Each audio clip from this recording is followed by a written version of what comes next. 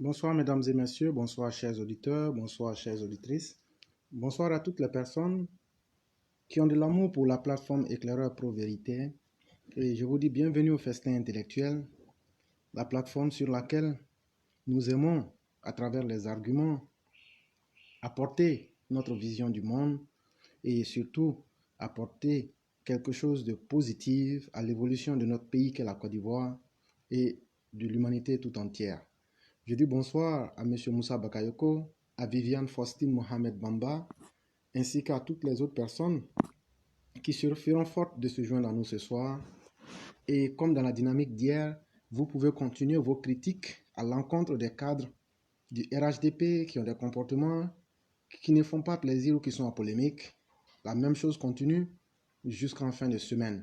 Nous assumons nos positions et nous disons ceci, nous sommes fiers de nous-mêmes, d'être ceux qui pensent et qui assument ce qu'ils disent parce qu'ils estiment, c'est-à-dire nous, que nous sommes dans notre vérité et nous n'avons pas encore trouvé suffisamment garçons pour venir nous retirer de cette voie-là. Et donc aujourd'hui, nous aurons quelques sujets. Et la première concerne la revue de la presse qui est un jumelage de la revue de presse d'hier, 24 mars 2022, et d'aujourd'hui, vendredi 25 mars 2022. Nouveau directoire exécutif, redéploiement minutieux dans des centaines de départements politiques créés, rapprochement stratégique avec Pascal Affinguesson et Albert Mabry-Touaqueuse, ou encore torpillage et fragilisation de l'alliance PDCI-PPACI, la majorité présidentielle, le RHDP, ne veut donner aucune chance à ses adversaires politiques pour les joutes électorales à venir dans le pays. Dans la majorité des parutions du jeudi, l'on s'accordait à dire que le président du RHDP, son Excellence Alassane Dramane Ouattara, prépare une majorité forte pour les élections à venir en 2025 et en 2023. Le directoire récemment mis en place vient de créer 344 départements politiques pour quadriller le pays. Il a aussi été question de la carte des militants et d'une cotisation exceptionnelle. Et en ce qui concerne la cotisation dont j'aimerais apporter mon avis, et comme vous le savez ici déjà, nous sommes d'accord pour l'organisation du parti, ce qui est chose normale. Nous sommes totalement d'accord qu'il faut renouveler les choses, mais nous ne sommes pas d'accord pour la cotisation. Pour la simple et bonne raison qu'un parti au pouvoir qui se respecte, il faut avoir donné du travail à ses militants pour leur demander de contribuer. Voilà la première chose qui me gêne. Quand le RHDP même se regarde là, lui, il a aidé combien de militants pour que nous, on vienne prendre notre argent et puis on va leur donner. Ça, c'est la première question. Deuxième question. Pourquoi nous, on va prendre notre argent pour donner à des personnes qui ne veulent pas respecter les militants? Et le premier des manques de respect, regardez le comportement des députés RHDP. Il n'y a aucun parmi eux qui ne sait même pas le rôle à eux assigné. Voilà des députés qui ont été votés et qui sont là après leur vote qui n'existe plus, qui ne savent pas qu'on les a votés pour pouvoir essayer de réfléchir, qui n'ont pas compris que c'est à travers les lois qu'on peut véritablement aider un peuple, qui n'ont pas compris que leur présence à l'hémicycle, c'était pour savoir et se rapprocher des populations. Une fois élus, ils ont démontré leur vrai caractère.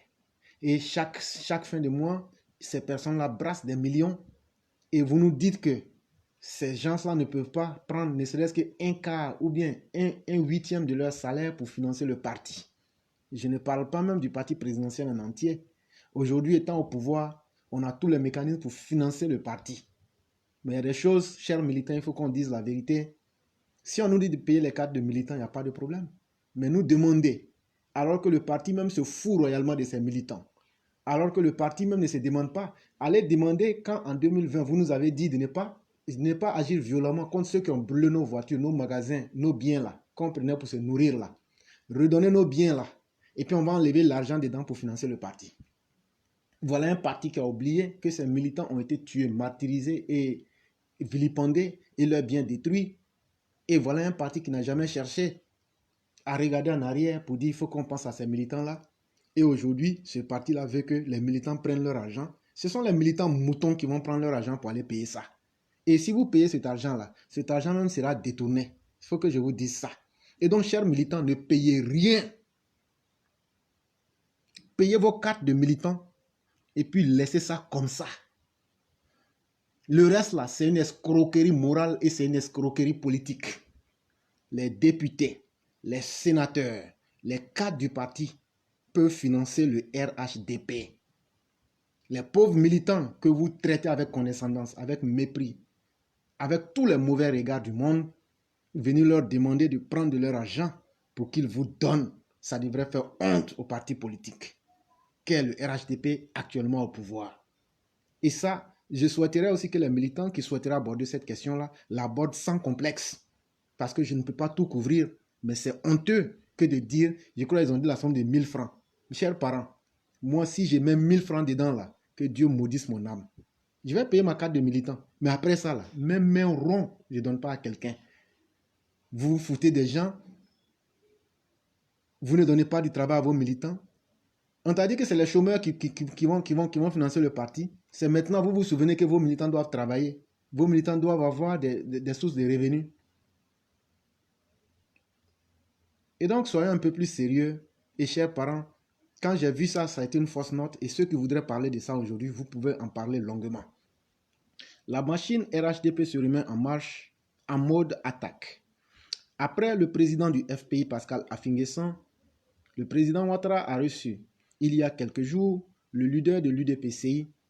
Pour certains journaux, le chef de l'État ivoirien est convenu d'un deal avec le président du parti Arc-en-Ciel ivoirien. À en croire le quotidien Le Jour Plus, le président Ouattara aurait proposé à Abdallah Touakeuse Mabri le poste de vice-président de la République vacant depuis 2 ans.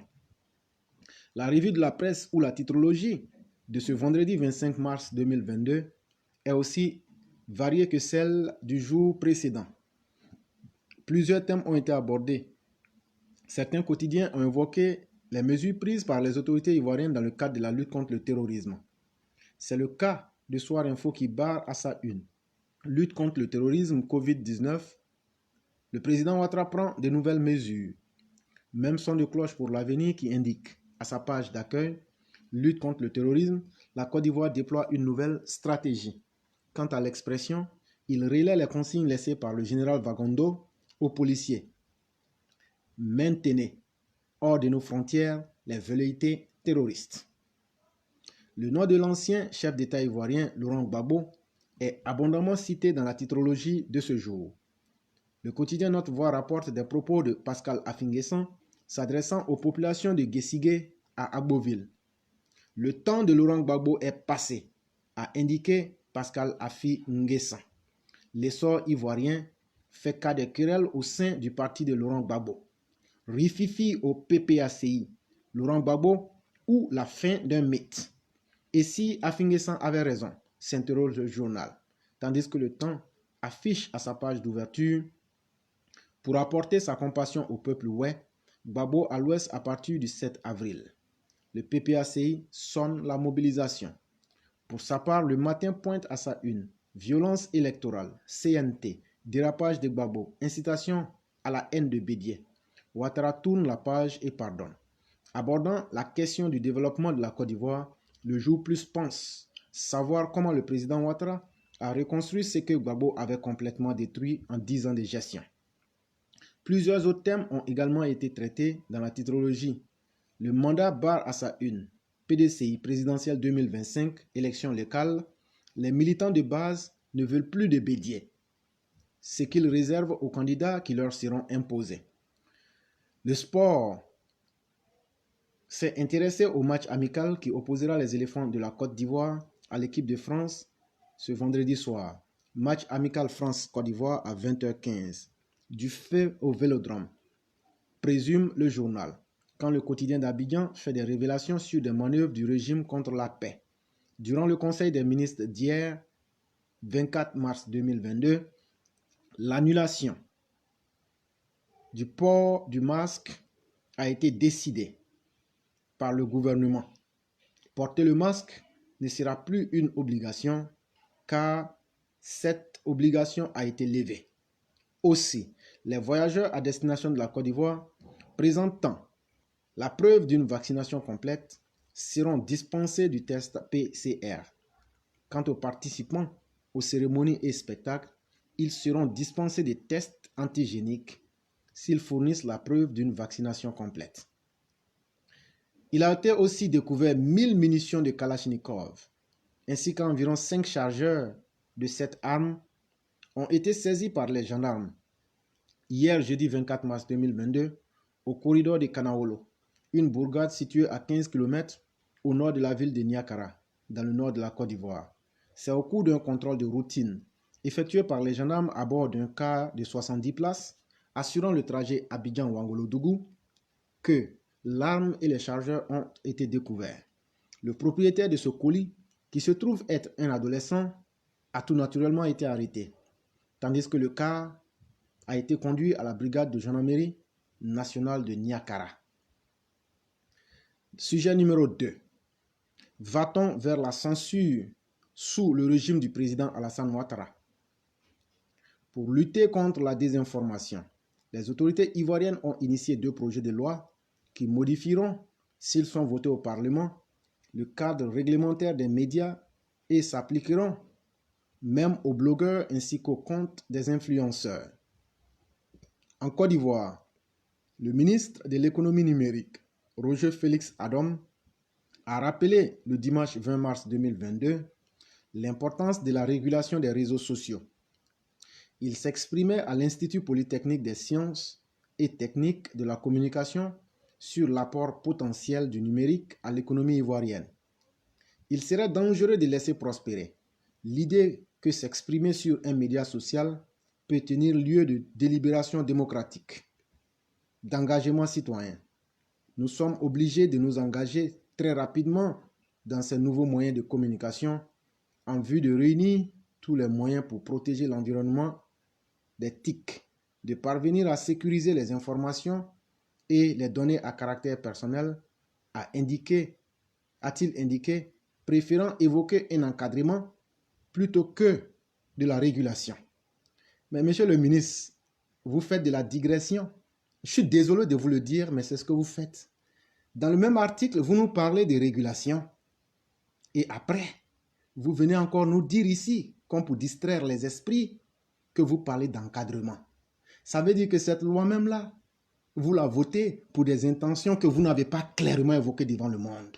Quand vous dites aussi que les réseaux sociaux ne doivent pas servir de lieu de délibération démocratique ou d'engagement citoyen, monsieur le ministre, où voulez-vous que les citoyens s'expriment? Voulez-vous que les citoyens fassent des marches tous les jours pour s'exprimer? Voulez-vous que les citoyens qui n'ont pas accès aux journaux puissent faire la ligne pour pouvoir parler dans les journaux? Est-ce que les citoyens ont accès à la RTI? Est-ce que les citoyens ont accès à d'autres médias? Sinon, pour simplifier l'équation, dites-nous clairement quels sont les mécanismes et les canaux de délibération démocratique et quels sont les mécanismes et les canaux où l'on peut exprimer son engagement citoyen. Dites-le nous. Et vous continuez pour dire nous sommes obligés d'engager très rapidement dans ce nouveau moyen de communication en vue de réunir les moyens pour protéger l'environnement. Mais monsieur le ministre Adom, depuis 2013, la loi de 2013 le fait déjà. Et vous dites, vous le faites pour parvenir à sécuriser les informations et les données à caractère personnel. Est-ce que vous avez lu les 78 ou 79 articles de la loi de 2013? Tout cela est déjà couvert. Et donc vous venez à travers cet article-là, non seulement vous faites dans la digression pour dire quelque chose et le redire de façon inutile, mais et revenir nous dire aussi le contraire. Nous vous disons, montrez-nous clairement les mécanismes par lesquels un citoyen peut exprimer son engagement citoyen et peut exprimer sa délibération démocratique. Et c'est là qu'on se rend compte que vous n'êtes pas, pour ceux qui veulent voter cette loi-là, vous n'êtes pas dans du sérieux, mais vous avez une intention qui est claire. Vous voulez bâillonner la parole. Vous voulez créer la censure. Vous ne voulez pas voir certaines voix comme les nôtres s'exprimer parce que ça vous gêne Et les preuves qui sont en face, vous n'êtes pas capable de les casser ou d'apporter des répliques. Voilà ce qui vous gêne. Sinon, dans cette même Côte d'Ivoire, on a vu des journaux de la haine ici. Dans cette même Côte d'Ivoire, les journalistes ne valent que par leur obédience politique. Le Patriote est un journal RHDP. Tous les journaux en Côte d'Ivoire sont liés à une officine politique. Et donc, Facebook aujourd'hui est le lieu qui réunit des individus aux esprits indépendants. Et c'est cette indépendance d'esprit et intellectuelle que vous voulez tuer. Et c'est tellement honteux que ce soit sous le régime du président Alassane Ouattara que de telles lois iniques, que de telles lois cyniques, que de telles lois qui font honte seront adoptées parce que vous avez peur de la vérité, parce que vous avez peur de la liberté des pensées, parce que vous avez peur des esprits indépendants. Et ça, ce n'est même pas l'opposition, c'est d'abord en votre propre sein. Sinon, prenez le premier article, ce que vous êtes en train de dire là, pour protéger les caractères personnels des personnes là. Le premier article de la loi qui comporte 78 ou 79 articles parle de cela clairement. Et on appelle ça la loi comment ils appellent ça? La loi relative à la lutte contre la cybercriminalité. Tout le monde le sait. Et donc, de quoi voulez-vous parler? Ayez le courage de dire que vous êtes en train de voter une nouvelle loi pour que des plateformes comme celle d'Éclaireur Pro Vérité ne puissent pas s'exprimer. Parce que nous prenons des analyses qui ne vous font pas plaisir. Et c'est une loi qui a été suscitée par des individus qui se sentent mal à l'aise quand on vient montrer et démontrer leur faiblesse en face du monde. Et ils se disent, on va prendre notre loi malgré qu'elle existe déjà pour dire aux gens de ne pas parler. Si cette loi a été votée, ce serait la honte pour le régime Alassane Dramane Ouattara et il faut qu'on ait le courage de le dire. Le sujet anime des débats sur les réseaux sociaux depuis le 9 mars, date à laquelle le gouvernement a adopté 2 projets de loi sur la régulation des médias et la communication. D'après les premières informations, les blogueurs, les activistes et les influenceurs seront astreints à des règles aussi strictes que les journalistes sur le plan éthique et déontologique, si ces 2 projets de loi viennent à être adoptés par les députés. Pour certains, ce projet de loi menace la liberté d'expression. Et ça, c'est un document de l'agence Ecofin que je suis en train de lire. Et donc, j'en ai parlé ici longuement. Les gens pourraient dire Éclaireur parle parce qu'il parle pour lui-même. Mais il y a des gens libres qui peuvent réfléchir. Et ça, c'est un article d'Ecofin qui dit, pour certains, ce projet menace la liberté d'expression. Pourquoi prendre cette ordonnance en y ajoutant les mots blogueurs, influenceurs et web activistes? Est-ce que ce n'est pas fait pour davantage censurer ou contrôler tout ce qui est dit sur ces différentes plateformes? Nous luttons pour que les gens puissent avoir plus de voix pour dénoncer les choses en utilisant aujourd'hui tout ce qui est réseaux sociaux, Internet, a interrogé Cyriaque Bogou, vice-président du réseau panafricain des bloqueurs activistes. Source, agence Ecofin, repris par connexioivoirienne.net. Et donc, voyez-vous, la forfaiture dans laquelle vous voulez vous mettre, vous voyez que le monde entier voit. Si vous voulez, vous pouvez voter cette loi-là, mais vous ne pourrez pas faire taire les Ivoiriens. Voilà un ministère de la jeunesse comme celui de Mamadou Touré, qui a fait dans du dilatoire et dans de la gestion hasardeuse. Aujourd'hui, c'est ces faits-là que vous ne voulez pas qu'on évoque. Quand des cadres, soi-disant-ils, sortent pour ne rien dire à la fin et qu'on les rappelle à l'ordre, c'est ce que vous ne voulez pas voir. Sinon, ceux qui insultent les maires du président de la République, vous les avez vus ici pendant très longtemps. Ceux qui ont incité à la haine à travers le CNT, vous les avez vus. Ceux qui ont appelé et qui ont violé la vie privée du Premier ministre Amadou Gon en appelant l'hôpital pour prendre ses informations personnelles, vous les connaissez. Ceux qui utilisent la plateforme numérique pour copiner avec les terroristes comme Chris Yapi, vous les connaissez. Et vous laissez depuis combien d'années Chris Yapi intoxiquer les populations ivoiriennes. Et vous n'avez jamais rien fait pour bloquer tout ça. Alors qu'il existe bel et bien la loi numéro 2013-451 du 19 juin 2013 qui est relative à la lutte contre la cybercriminalité. Monsieur Adam, dans tout pays qui se respecte, et si la Côte d'Ivoire, sous le régime du président Alassane Ouattara, se respecte, on doit plutôt voter une loi comme celle qui existe déjà, relative à la cybercriminalité. Ça veut dire quoi? On vote une loi pour son caractère, pour la nature du crime. Parce que l'être humain n'est pas criminel par nature. Et l'être humain n'est pas criminel par définition.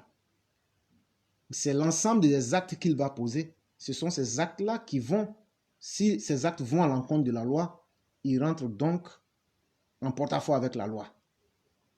Mais quand vous dites, je vais voter une loi contre les cyberactivistes, contre les blogueurs et contre les influenceurs, c'est quel bon influenceur, c'est quel bon cyberactiviste vous avez en Côte d'Ivoire?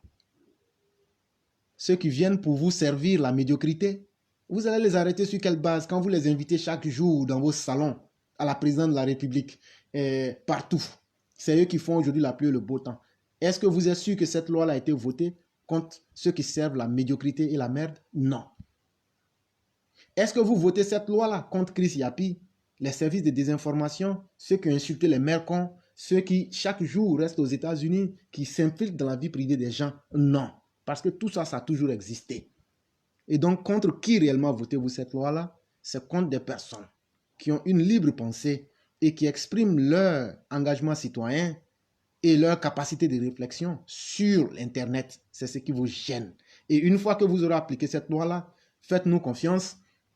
Sur la base des lois existantes comme celle de 2013-451 du 19 juin 2023, nous allons écrire à toutes les représentations diplomatiques pour dire voilà un pays où on juge les gens en fonction de ce qu'ils sont et non en fonction des actions.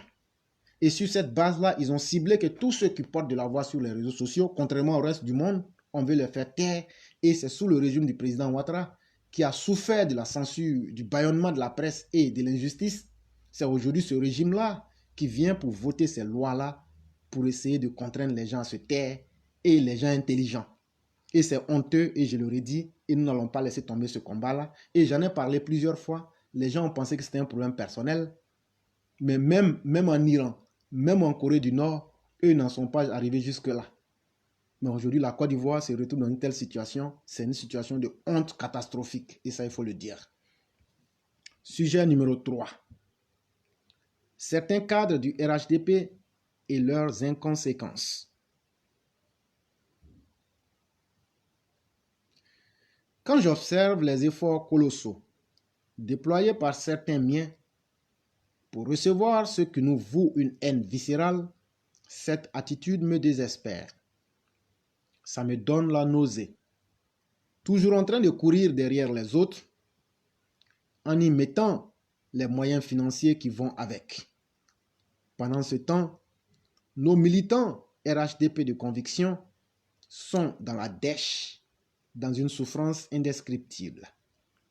Souvent, je me demande si ces responsables ont conscience de l'enjeu, surtout de l'enjeu politique de leurs actes. Je ne le pense pas. Ils sont complexés, quittes à sacrifier, abandonner et maltraiter nos militants RHDP de conviction au profit des autres pour leur matu vœu. Pour avoir donc quel bénéfice? Pour tirer quel profit politique? Non, ne vous leurrez pas, chers miens. Du moins, ne vous laissez pas tromper par le goût du pouvoir. Ils ne vont jamais nous aimer, quoi qu'on fera dans ce pays. Ils sont simplement en embuscade et ils attendent.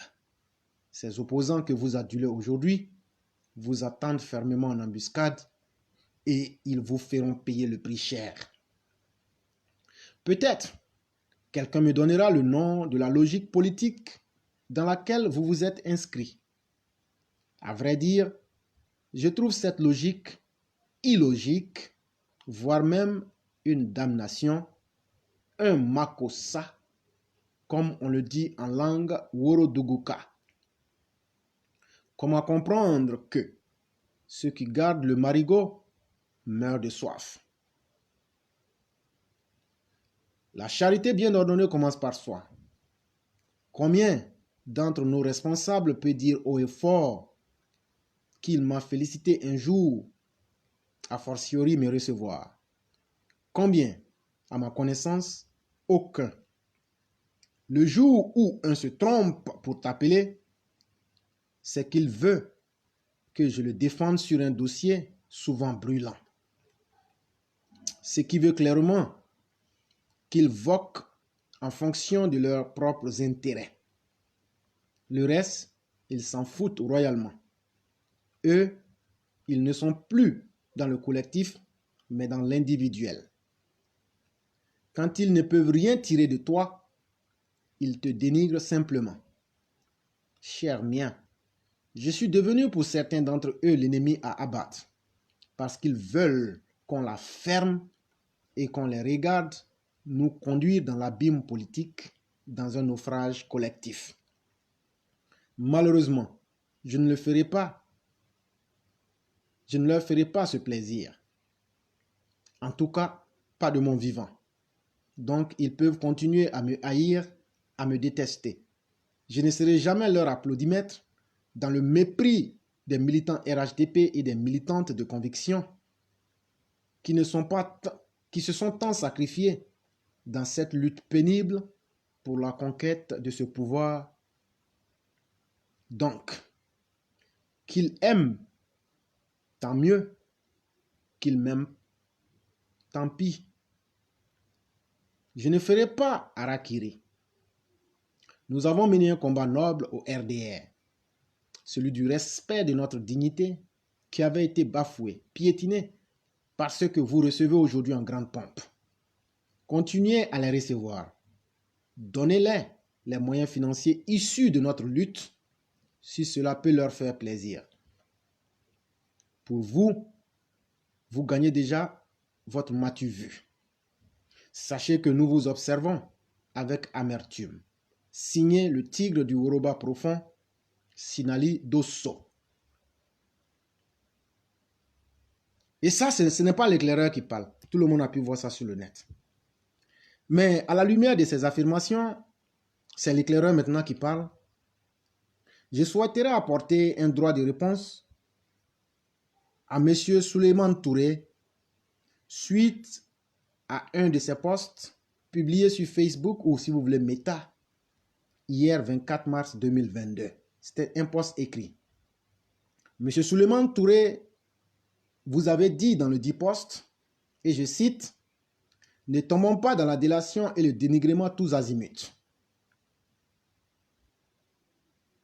Cela veut dire quoi, le mot délation, selon vous, M. Souleymane Touré? Mais la meilleure posture serait d'utiliser le petit Larousse. En français simple, la délation est une énonciation intéressée, méprisable, inspirée par la vengeance, la jalousie ou la cupidité. Cher monsieur Souleymane Touré, vos propos conduisent aux interrogations suivantes. Première question. Dites-nous de façon très claire les personnes qui veulent se venger de vous et pourquoi ces personnes ont intérêt à se venger de vous. Deuxième question. Pourquoi pensez-vous que les gens vous jalousent? Qu'avez-vous que le monde n'ait jamais vu auparavant, au point que vous, dans votre esprit, vous estimez aujourd'hui que le monde soit jaloux de vous? Monsieur Souleymane Touré, c'est Éclaireur Pro-Vérité qui vous parle et qui vous donne un langage franc et de vérité. En réalité, vos sorties n'ont aucun sens. Vous tentez désespérément de noyer le poisson dans l'eau, ce qui est une action vaine. Vous vous faites peur à vous-même, à penser que les gens seraient jaloux de vous. Comme si vous étiez l'homme le plus riche du monde. Ou bien même que les gens étaient jaloux de vous parce que vous dégagez des valeurs morales qu'on n'a jamais vues sur la terre. Ou bien même que vous auriez des qualités intellectuelles ou financières que personne avant vous n'ait pu avoir sur cette terre-là. Et je ne suis pas sûr de ce que vous dites parce qu'en termes de valeurs morales, intellectuelles et même financières, je ne suis pas sûr qu'en Côte d'Ivoire, vous soyez parmi les intellectuels qui foisonnent en Côte d'Ivoire. Je parle des intellectuels de haut calibre. Encore moins des richissimes personnes qui sont dans le silence et qui ne se font pas peur à elles-mêmes. Et lorsque nous en revenons aux valeurs morales, que vaut réellement quelqu'un qui reçoit un individu dévalué? Que vaut une personne qui reçoit un individu qui n'est aucunement l'épitome de quelque valeur morale que ce soit? Ce que vous, M. Touré Suleiman, ce que vous avez du mal à accepter, c'est simplement la réalité et les vérités auxquelles les militants vous ont soumis. Parce que vous avez reçu une antivaleur comme le soi-disant apacha ou apocho ou apotien. Ça a été une honte. Et quelqu'un qui invite la honte dans sa maison, je ne crois pas que cette personne-là, on puisse la jalouser pour ses compétences morales ou intellectuelles. Monsieur Suleiman Touré, dites-moi une seule chose. Après votre rencontre avec ce sujet apacha sans valeur, comment est-ce que vous vous êtes senti? Est-ce que vous vous êtes senti plus grand ou bien est-ce que vous vous êtes senti plus petit? Si vous dites que vous vous êtes senti plus grand, c'est que vous connaissez déjà la réponse. Et donc la meilleure réponse, vous devrez vous sentir plus petit. Parce que ce que vous avez fait là, c'est dégradant et c'est humiliant. À la vérité, lorsque l'on copine avec la médiocrité, on devient encore plus petit et plus médiocre que la médiocrité elle-même. Et c'est en cela que vous devrez vous sentir petit aujourd'hui. Et c'est ce sentiment qui vous fait penser à la délation vis-à-vis de votre personne. Tant que vous ne comprendrez pas cela, vous piétinerez votre propre destin en pensant que le problème, c'est les autres. Les autres ne font que vous mettre en face de votre peur que vous n'avez pas l'attitude d'assumer aujourd'hui. Avec la posture que vous aviez eue et les déclarations que vous faites, quelles sont les leçons que vous donnez à la jeunesse ivoirienne en recevant des individus au rabais complet comme le sujet Apacha? Quels sont les mérites que ce personnage ténébreux et lugubre dégage et qui peuvent être pris en exemple pour que vous le brandissiez comme un trophée de guerre? Au RHDP, cher monsieur Touré Suleiman, sachez que la majorité des militants que nous sommes certes silencieux, mais nous sommes des esprits éclairés. Respectez-nous et nous vous respecterons. L'heure des à peu près est révolue. Nous allons être très fermes et sans pitié vis-à-vis de ces cadres RHDP pour que vous appreniez à respecter la souffrance de vos propres militants. Moi, je suis éclaireur pro-vérité, celui-là même qui dit très haut ce que les autres pensent, mais qui n'ont pas le courage de dire, ou ce qu'ils ressentent, mais qui n'ont pas le courage de dire. Tant que vous allez mettre, et tant que vous allez vous mettre dans des situations à polémique, je vous jure que moi et mes 50 000 followers n'allons pas vous faire de cadeaux. Et pour vous demander et pour vous attester de ce que je dis, faites un tour sur notre plateforme Éclaireur Pro Vérité et vous comprendrez de quoi nous sommes capables et ce que nous pouvons faire. Il est dit que le tigre ne proclame pas sa tigritude. Je vous invite sur notre plateforme pour voir de quoi nous sommes capables. Avec tout le respect que je vous dois, apprenez à respecter les militants. Vous avez fauté, vous avez mal agi envers les militants, ils vous l'ont fait savoir. Après une excuse, tout le reste n'est qu'une perte de temps. chers messieurs. Parce que vous ne vous limitiez pas à cela. Vous êtes parti faire ressortir encore une vieille vidéo. Je ne sais si elle est vieille ou pas. Et dans cette même vidéo-là, vous présentez la majorité des cybermilitants ou activistes RHDP comme étant des personnes qui sont dans une communication en dents de scie. Et là, mesdames et messieurs, je vais vous faire écouter cela avant qu'on puisse continuer. Donc, vous m'accordez un petit moment. Et depuis quelque temps, il est en Côte d'Ivoire. Donc, petit séjour pour la Côte d'Ivoire en quelque temps. Et nous avons l'honneur de venir nous visiter. Vous savez, c'est une icône de la communication sur les réseaux sociaux. Comme je le disais tantôt, il y a un grand besoin pour nous de pouvoir répondre sur les réseaux sociaux. Il faut des personnes courageuses, mais surtout lucides et constantes. Parce que vous savez, malheureusement, la majorité de nos communicants sont comme ça. Ils sont comme ça.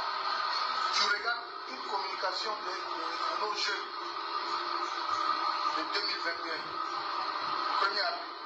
Tu regardes une autre communication du même jeune, le 1er avril de 2020. Et tu regardes une autre communication du même jeune, le 1er avril 2019. C'est en dents de scie. Tantôt, il insulte une autorité, tantôt, il est d'accord avec elle, il gère des questions personnelles, il gère des intérêts personnels, et on perd de vue l'essentiel. Pendant que l'essentiel, c'est le RH. L'essentiel, c'est le président Alassane Ouattara. C'est votre boussole. Et donc, M. Souleymane Touré, tout le monde entier vient d'entendre ce que vous avez dit. Et vous aviez dit ceci, que les cybermilitants ou ceux qui font la communication du RHDP, tantôt ils sont engagés par des personnes, des cadres RHDP, pour défendre l'indéfendable. Et ces mêmes personnes, lorsqu'elles sont confrontées à d'autres réalités, elles changent de posture. Et donc, selon vous, la majorité des cyberactivistes RHDP feront de la communication en dents de scie. Et c'est ce que votre vidéo venait de dire. Mais monsieur Souleymane, taisez-vous. Parce que plus vous parlez, vous mettez en évidence vos lacunes et vos insuffisances. Vous êtes tellement imbu de votre personne et vous êtes tellement enflé par votre orgueil que vous voulez démontrer le faux et vous voulez transformer le faux en vrai par la parole. Mais sachez que vous avez des personnes plus aiguisées dans la parole, comme éclaireur pro-vérité les élèves de la classe. Ce que vous êtes en train de dire qu'il y a communication en dents de scie là, cela démontre bien l'incompétence même des cadres du RHDP. Vous tous, sans exception. Ça veut dire que vous avez été incapables, vous les cadres du RHDP, à utiliser vos communicants et à les mettre dans un canevas pour faire une communication fiable. C'est ça, le gros tableau d'ensemble que ça présente. On dit, au lieu d'accuser là où tu es tombé là, ce qui t'a fait tomber là, c'est ça, il faut voir. Si vous, est-ce que vous pouvez dire que l'éclaireur pro-vérité est une fois aller prendre l'argent chez quelqu'un pour parler bien de la personne ou mal de la personne? Moi, je tape ma poitrine. Mais il y a combien de cyberactivistes qui ne peuvent pas faire autant? On a vu des cyberactivistes ici dire que Djaby Lansine est en train d'être injustement accusé par le président Ouattara. Donc, ça veut dire que le président, le cadre qu'il a fait là, aujourd'hui, injustement, il vient l'enlever. On a vu des cyberactivistes ici défendre l'indéfendable à travers la taxe forte de la honte. Parce qu'ils auraient reçu 4 000 $ ou bien moins que ça. On a vu des cyberactivistes ici sortir pour venir dire, comme JJ Complet, que lui il avait été coopté par le Mamadou Touré pour faire leur communication et que le deal s'est gâté. On a vu ici combien de fois les cyberactivistes RHDP en train de sortir pour dire, moi, l'autre a eu 100 000 ou 200 000 €, l'autre a eu 50 000 €, moi je n'ai rien eu. Vous avez une fois entendu nous ici parler d'argent. Ça prouve que vous-même là, votre incompétence, c'est ce qui a rendu vos communicants en dents de scie. Et ça doit être une honte pour les cadres du RHDP. A contrario, moi que vous accusez de tous les noms, j'ai été le seul qui a un plan pratique et pragmatique. Et je vous ai proposé cela. Mais comme je ne suis pas dans les obédiences politiques, comme je ne suis pas une conscience à vendre, et comme je ne suis pas quelqu'un qui veut être un lèche-bot, vous n'avez jamais accepté mon projet et je vous regarde. Et les conséquences, nous on vous regarde, ça nous fait rire. Vous êtes parti prendre des mercenaires comme les Djonou Pacheco, les mercenaires du FPI et les mercenaires de tout Akabi, croyant que cela allait pouvoir faire votre communication. Mais qu'est-ce que ces personnes-là vous servent? Une fois qu'elles ont eu ce qu'elles veulent en termes d'argent, ces personnes-là viennent vous vomir et ces personnes-là viennent vous insulter. Est-ce qu'on n'a pas vu Cissé Bakongo être le chauffeur de Djonou Pacheco ici, dans notre Côte d'Ivoire? Est-ce que vous, on n'a pas vu ici Zasso être conduit par des députés des cadres de la République ici? On en a tellement vu dans ce pays-là que vous, dans votre ensemble, vous, les cadres du RHDP, en tout cas pour nous, vous n'en valez pas la peine. Soit vous n'êtes pas au rendez-vous de la compétence intellectuelle, ou bien soit vous êtes complètement dans les bulles. Et ce qui fait que vous pensez que ceux qui sont pour vous des amis, vous ne pourrez jamais atteindre ces objectifs parce que ces personnes vont toujours se jouer de vous. Mais la réalité est que ceux qui communiquent réellement pour vous, vous les négligez. Ceux qui ont de la stratégie pour vous, vous les négligez parce qu'en réalité, c'est des personnes que vous ne pouvez pas contrôler et vous ne pouvez pas accepter ça. Vous voulez les bénis oui-oui, les moutons de Panurge que vous pouvez tirer. Et donc, quand c'est comme ça, là, vous aurez des communicants dans des scies. Sinon, je ne connais pas un garçon sur cette terre-là qui peut venir me donner 5 francs pour dire non, il faut parler de moi. Je n'ai même pas ce temps. Même si on te paye même là, moi-même, je vais te payer pour que tu me dises ça, tu ne peux pas. Toi-même, tu vas venir avec ton argent là. Mais moi-même, je vais te payer. Il faut enlever dans ta bouche là. Tiens, il faut communiquer pour moi. Mais le frère l'a dit dessus, Sinali Dosso l'a dit, que les cadres du RHDP, il y a certains cadres qui vont, ils payent des cyberactivistes pour qu'on parle bien d'eux ou même qu'on les défende quand ils ont fait des mauvaises choses. C'est dans les yeux des personnes là, vous voyez. Et donc, vous ne pouvez qu'avoir honte quand vous avez vilipendé vos propres cyberactivistes. Quand vous ne respectez pas vos propres cyberactivistes, vous avez fait d'eux des marchands, des chercheurs de trésors. Ce n'est pas à votre fierté de dire aujourd'hui qu'ils font de la communication à géométrie variable. Lorsque vous qui vous faites appeler cadre, parce que pour moi, vous n'êtes même pas des cadres, vous payez des cyberactivistes pour défendre le mensonge, le faux et l'indéfendable. Lorsque ces mêmes cyber se retournent contre vous ou retournent leur veste, vous vous fâchez contre eux. Mais il est dit que celui qui sème le vent récolte la tempête. Et donc, pour avoir la tempête là, tu n'as pas besoin d'aller loin. Il faut s'aimer seulement le vent. Donc, si tu as déjà le vent là, il faut s'aimer. Ça va sortir tempête. Et quand la tempête vient, vous paniquez comme si vous ne savez pas. Si c'est qu'on t'a dit des vérités qui t'ont fait mal là, vous vous êtes habitué à recevoir les anti-modèles, des personnes qui ont tué les parents de vos militants, des personnes qui ont tué et gâté le pays et qui ont insulté le président de la République. C'est ça qui nous fait mal. Et c'est ça qu'on veut que vous arrêtiez. On ne veut plus voir ça. C'est ce qu'on est en train de vous dire. Si vous voulez, vous pouvez continuer. Mais nous aussi, on va vous rentrer là-dedans. Sans merci. Et sans autre forme de procès. C'est ce qu'on est en train de vous dire.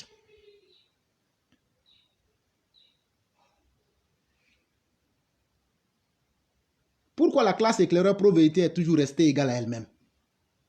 Tout le monde nous déteste, que vous soyez du pouvoir, que vous soyez de l'opposition. Mais au moins, tout le monde sait que ce sont des personnes vraies et des personnes qui imposent le respect. Aujourd'hui, là, vous tous, RHDP, opposition comprise, tout, vous savez qui est éclaireur pro-vérité. Et vous savez que c'est des personnes qui ne feront pas dans la dentelle ou même qui ne vont pas regarder vos yeux. Et nous, là, on a imposé le respect. Que ce soit dans le RHDP ou en dehors, là. Nous, on tape notre poitrine pour dire, nous, on n'a jamais pris 5 francs avec quelqu'un. Et quand quelque chose ne nous plaît pas, on le dit et on donne les arguments pour prouver que ce n'est pas bien. Et quand quelque chose est bien fait, on soutient cela. Et si on en est arrivé à cela, c'est parce que nous sommes, je dirais même les seuls à soutenir les personnes, pas parce qu'elles sont ce qu'elles sont, ou bien à être contre les personnes injustement. Notre stratégie, elle est claire et elle est visible.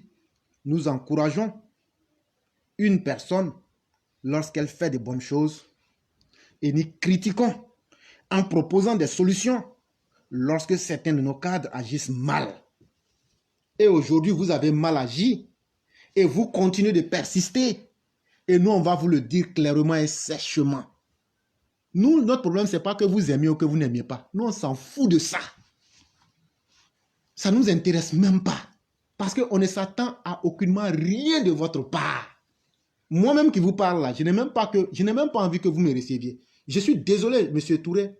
Mais même si toi, tu m'invites là, moi, je ne partirai même pas. Même si toi-même, tu m'invites, ça ne m'intéresse pas. Je vais poliment te dire, je n'ai pas envie de partir. Ça ne m'intéresse pas.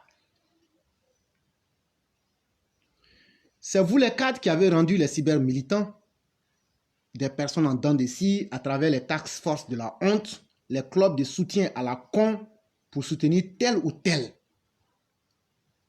Alors que sur la plateforme Éclaireur Pro Vérité, nous on a toujours dit et clairement affiché notre soutien à une seule personne, c'est le président Alassane Dramane Ouattara. Pourquoi allons-nous supporter des cadres alors que leur patron qui les a fait, ces soi-disant cadres-là, est encore en place et dans toutes ses capacités de pouvoir bien gérer le pays?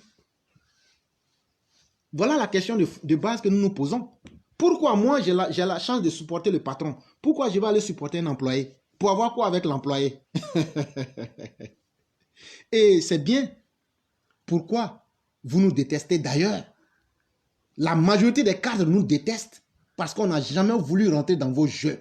Contrairement à la majeure partie des cyber-militants RHDP que vous avez moutonisés, nous, on n'a jamais voulu nous mettre dans ce jeu malsain. Et c'est pourquoi vous avez peur de nous. Et c'est pourquoi vous nous détestez. Mais nous, on s'en fout.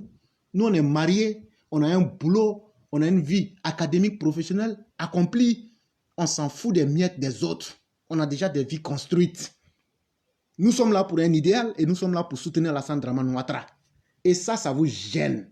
Et vous dites ces personnes-là, puisqu'elles ne sont pas contrôlables, on va poser ces genres d'actions-là en recevant des anti-modèles. Et nous, on va s'énerver et puis quitter ou bien dire que Alassane ne maîtrise rien. Voilà votre stratégie. Comme vous ne pouvez pas maîtriser tout le monde parce que tout le monde n'a pas besoin de 100 € et d'un plat de riz dans les ambassades ou bien chez un cadre soi-disant, votre stratégie est la suivante.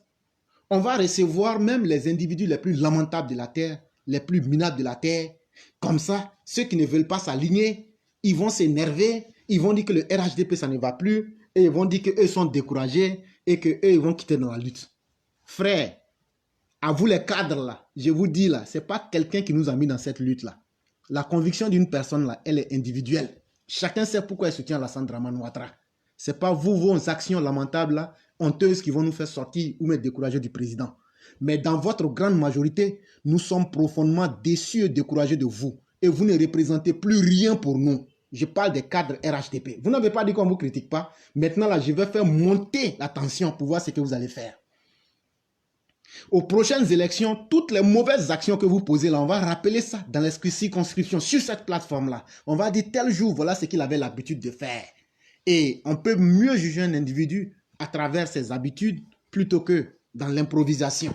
On va rappeler chacune de vos mauvaises actions aux populations qui devront voter pour vous et leur dire si elles veulent, en connaissance de cause, elles peuvent vous voter ou ne pas vous voter, c'est leur problème. Mais quelqu'un qui reçoit la médiocrité n'est pas quelqu'un qui peut apporter quelque chose de positif selon moi. C'est ce qui était important. Et les cadres RHDP se sont foncièrement spécialisés dans les attitudes de médiocrité en finançant des personnes contre leurs propres militants, en rendant misérables leurs militants. Et aujourd'hui, nous vous disons une certaine chose, chaque chose dans la vie a des conséquences. Un jour, ces personnes-là vont se retourner contre vous et vous allez le regretter amèrement parce que dans la vie, là, on ne peut pas continuer à narguer quelqu'un. Monsieur Souleymane Touré, ce qui est mieux pour toi, là, il faut te taire. Tu as mal agi. Si tu as présenté tes excuses, laisse ça comme ça. Mais même demain, si tu fais un poste encore là, ça va me revenir. Quand ça va revenir net là, s'il y a quelque chose qui n'est pas bien dedans là, je vais prendre encore là et puis te têter. Et puis mettre ça encore.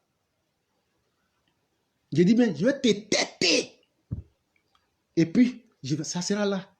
Si vous voulez qu'on vous respecte, respectez-nous. On vous l'impose. Parce que c'est nous, on est sortis pour voter. Vous n'êtes pas plus intelligent que nous. C'est parce que vous avez eu une petite chance, si elle en est une d'ailleurs, d'être aux côtés des dirigeants. Et cela n'a rien à voir avec les compétences. Et donc, cela vous a fait perdre pied et déconnecter de la réalité. Mais n'oubliez pas une chose, même votre patron, Alassane Ouattara, là, c'est nous, on l'a mis au pouvoir. Allez dire ça à Ouattara, que c'est nous, là, les petits, là, que vous êtes en train de mépriser aujourd'hui, là. C'est nous, on a mis votre patron au pouvoir. Et si on n'avait pas mis votre patron au pouvoir, là, votre patron n'allait pas être président. Et s'il n'était pas président, là, vous ne serez rien. Donc là, partout où vous êtes dans l'administration, là, où vous avez été nommé, là, c'est le militant lambda que vous êtes en train de vilipender, là. C'est lui qui vous a mis. Et chers militants, si ce soi-disant cadre du RHDP, qui qu'il soit, continue comme ça, là, vomissez-les durant les élections à venir. C'est vous qui avez plus à perdre. Est-ce que nous, on a 1 million dans notre soutien? Est-ce qu'on s'est plaint? Il y a beaucoup parmi nous qui sont morts. Est-ce qu'on s'est plaint? Mais ne venez pas nous insulter. Ça suffit. Ça suffit. Vous nous insultez de quelque manière que ce soit sur cette plateforme-là, moi, Éclaireur Pro Vérité, je vais vous donner la réplique sans merci et sans autre forme de procès. C'est aussi simple que ça. Parce qu'en réalité, je n'ai pas besoin de vous. Parce que je ne m'attends aucunement à quoi que ce soit de vous. Soyez des gens bien. Au lieu de recevoir les militants que vous pouvez contrôler, moutoniser là. Si vous voulez réellement recevoir les militants là, faites une journée et invitez tous les militants. Invitez tous les cyber pour dire, ah, ceux qui peuvent se réunir tel jour là, voilà ce qu'on va faire. C'est tout. Tant que vous allez être dans votre... Non, on a reçu une personne, on a 2 personnes, c'est du dilatoire. C'est parce que vous voulez toujours contrôler des gens. Parce que vous êtes toujours dans vos stratégies de vouloir faire vos promotions personnelles. Nous n'avons rien contre ça. Mais ne soyez pas des acteurs de la division du parti. Sinon là, vous dites dans le parti, là, le parti peut recevoir ses cybercommunicants. De façon claire, de façon effective. Et ça peut être même par téléconférence, etc. Ou par n'importe quelle manière. Sinon, tout le reste là, c'est pour créer des sujets à polémique inutiles. Et nous, on n'a pas besoin de ça. Ça, c'était pour aujourd'hui. Chers partisans, après encore aller sur sa page. S'il y a du nouveau là, vous amenez. Je vais encore travailler. On est dedans. Ou mais s'il y a un autre cadre qui est trop fâché là, ils n'ont qu'à dire quelque chose encore. Et on va se reprendre. Vous pensez que nous, on est fait en bois? Que ce que vous faites là, ça ne fait pas mal aux gens? Et non, quand tu dis, ah, ils sont jaloux de moi. Toi, tu as quoi que nous, on n'a pas? Un cadre en Côte d'Ivoire, est-ce qu'ils ont plus de 2 millions même par mois même? Simple Jossi même, on fait plus de $1000 par semaine. Pour certains, ceux qui ne gagnent rien. Quand même. Peut-être vous pouvez faire ça à ceux qui sont en Côte d'Ivoire. Mais ne venez pas insulter la conscience collective des gens. Parce que moi, je suis parmi les communicants. Et quand tu as parlé comme ça, là, il faut que je te dise que moi, là, je ne suis pas parmi ceux que tu as cités là. Il faut que tu comprennes ça très bien. Et tant que tu vas continuer à parler pour vouloir défendre l'indéfendable, moi, je vais te dire en face qu'il faut arrêter. Et donc, on continue avec le 4e et dernier sujet, qui est une écriture de Madame Blanc, et qui a pour titre « Qui croit-il narguer ?» Certains membres du gouvernement et collaborateurs du docteur président Alassane Ouattara n'ont encore rien compris. Ils semblent dans une léthargie dont le réveil sera brutal pour eux. Ne comprenant rien ni à la politique du guide bâtisseur, ni à la politique tout court, ces personnes pensent avoir trouvé ce pourquoi elles ont été nommées. Ces bouffons se sont spécialisés dans la prise de photos avec des espèces bizarroïdes ce genre d'êtres humains, ou tout au moins dits humains, mais qui sont dépourvus des attributs d'un vrai. Ils ne sont ni éduqués, ni respectueux. Ils sont comparables à des déchets humains dont la seule spécialité est de pourfendre, de détester. Quelle humiliation n'ont-ils pas fait à notre guide bâtisseur qu'est le président Alassane Ouattara. Lui et les siens en ont entendu des vertes et des pas mûres. Et comme il est dit que seuls les oiseaux du même plumage volent ensemble, ces insulteurs publics ont trouvé des comme eux dans le sillage du président de la République. Ceux-là, à défaut de pouvoir se faire reconnaître par leurs compétences, ont cru bon de faire des photos pour la pose avec ceux qui résident en Europe est devenu leur passe-temps favori. Peu importe s'ils ont été nocifs hier. Aujourd'hui, ils sont devenus une espèce rare. Le ministre, fagoté comme un Zaïrois, est tout fier sur la photo. Continuez dans l'absurde. Tout geste de votre part nous donne sur vous des renseignements précieux. Sachez que nous ne sommes pas dupes pour nous attarder sur des minables séances de photos. Nous vous connaissons, incapables, nombrilistes et indiscrets à souhait. Le chef vous confie un projet immobilier. Pas le moindre logement attribué, mais la caisse dite secrète est elle aussi complètement vide. Le chef vous exhorte à aller vers les populations. Vous recevez des malfrats de la diaspora de façon isolée. Le chef vous dote de fonds pour la jeunesse. La montagne accouche d'un souriceau. À force, nous savons qui vous êtes. Mais le temps nous situera. Il y a comme une mission qui se cache derrière chacun de ces demandeurs d'audience. Et quand le scandale éclatera à vos dépens,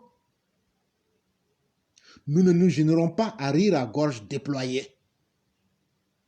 En plus de savoir dénoncer, alerter, épingler, savoir rire est aussi l'une de nos caractéristiques, surtout quand ce rire est inspiré par des sots.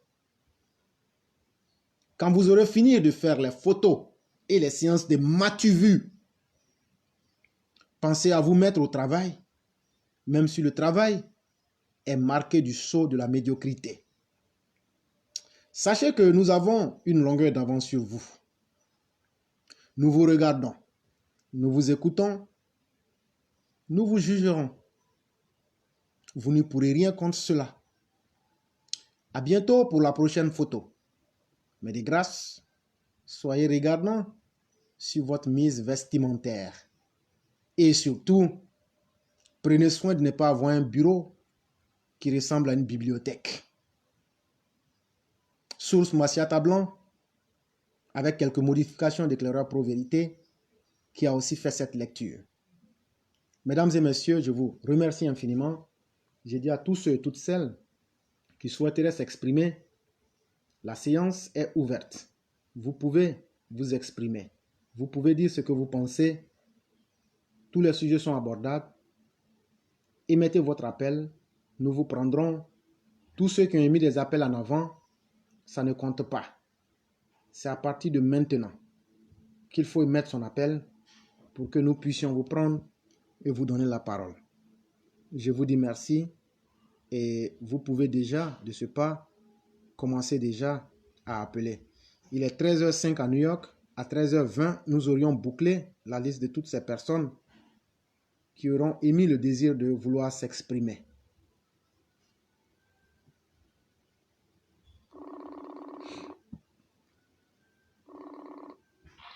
Allô? Allô? Oui, bonsoir le conquérant.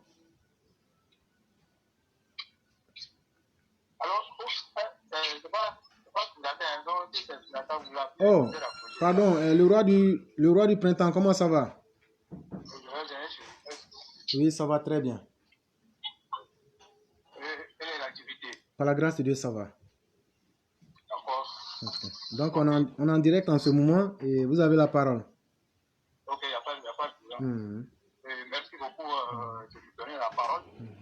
Voilà. Et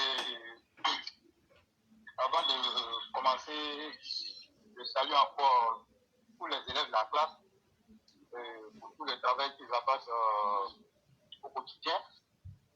Vraiment, merci beaucoup à tout le monde. Comme tu le disais tantôt, ici, nous sommes là sur la plateforme Éclaireur Pro Vérité, rien que pour défendre l'image du président Alassane Ouattara. Et nous ne sommes pas là ici pour défendre l'image des mauvaises personnes.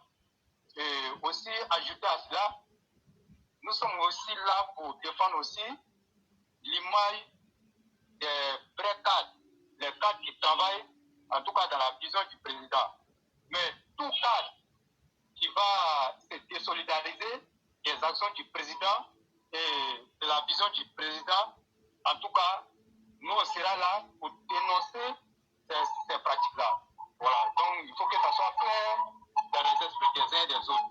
Parce qu'on ne peut pas souffrir comme ça avec un pouvoir et puis par la faute de certains cadres, venir perdre ce pouvoir-là à cause de leur intérêt personnel.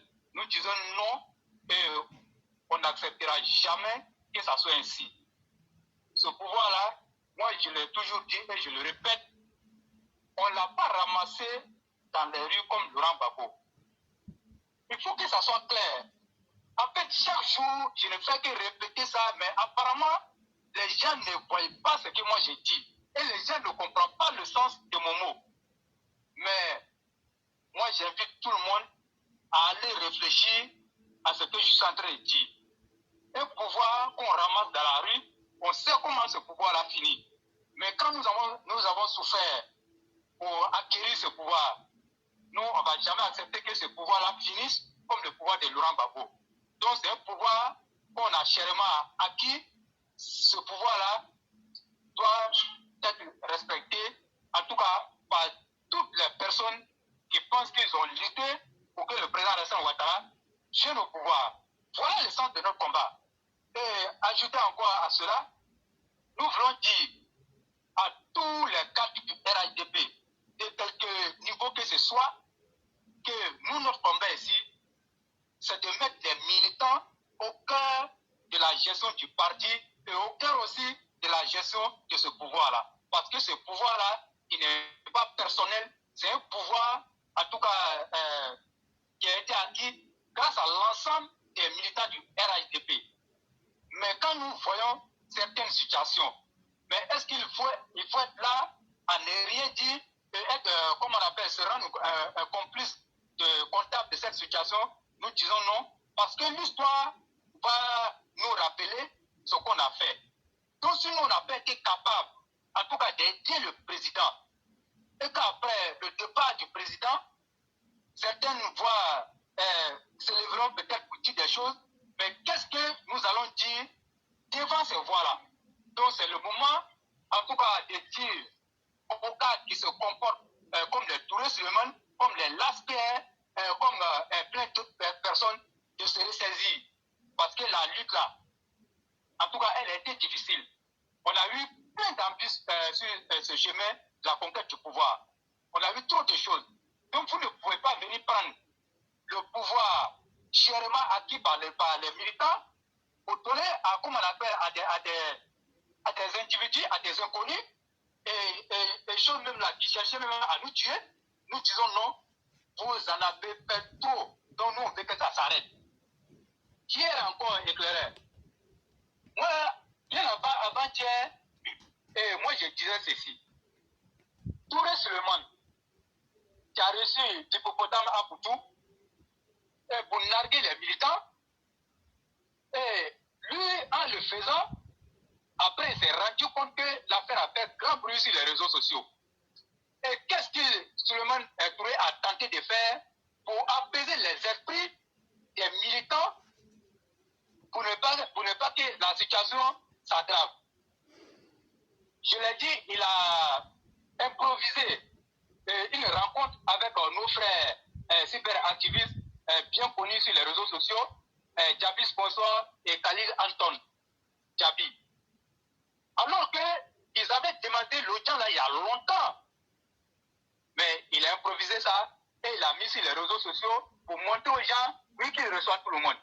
Mais il fallait commencer par ces jeunes-là, mais il ne l'a pas fait. Il a failli une situation malencontreuse pour que tu puisses savoir qu'il y a des militants RHDP, il y a des militants cyberactivistes qui sont là. Et hier encore, l'affaire a continué. Il a reçu encore certains de nos frères cyberactivistes, encore pour essayer d'apaiser les esprits. Je viens avec mon analyse. Pour essayer d'apaiser les esprits.